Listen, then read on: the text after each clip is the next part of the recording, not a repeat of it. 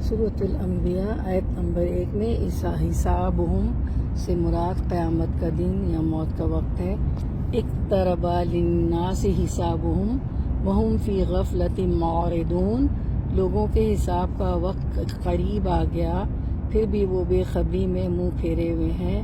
اس آیت میں حسابہم سے مراد قیامت کا دن یا موت کا وقت ہے، اور موت کے بعد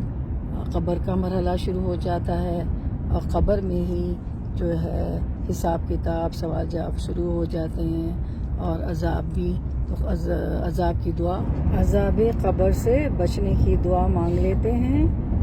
تو پہلی دعا ہے عذاب قبر سے پناہ مانگنے کی، نعوذ باللہ من عذاب القبر، ہم قبر کے عذاب سے اللہ کی پناہ مانگتے ہیں، ٹھیک ہے، آمین یا رب العالمین۔ عذاب قبر سے بچنے کی دعا، اللہم انی اعوذ بک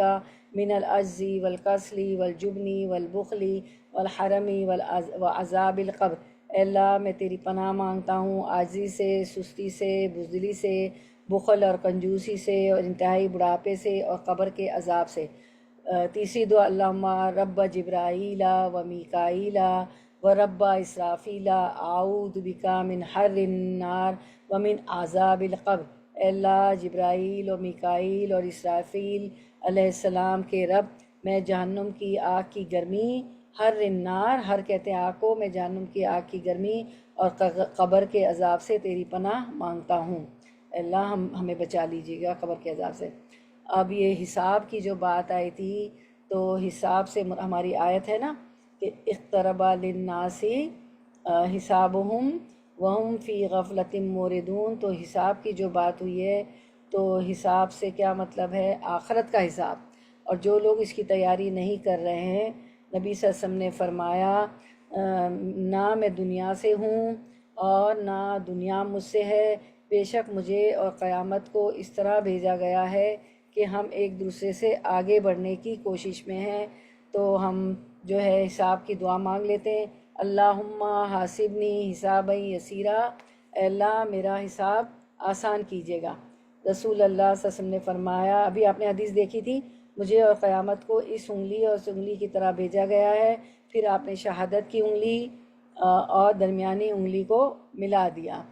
جو شخص دنیا سے جاتا ہے تو قبر میں چھوٹا حساب لیا جاتا ہے، عالم برزخ میں بھی، قبر میں بھی حساب ہوتا ہے نا، پھر قیامت کے دن بڑے سوال ہوں گے۔ نبی صلی اللہ علیہ وسلم نے فرمایا، قیامت کے دن ابن آدم کے قدم اپنے رب کے پاس سے اس وقت تک حرکت نہیں کریں گے جب تک اس سے 5 سوال نہ کر لیے جائیں۔ سلسلہ صحیحہ کی حدیث ہے۔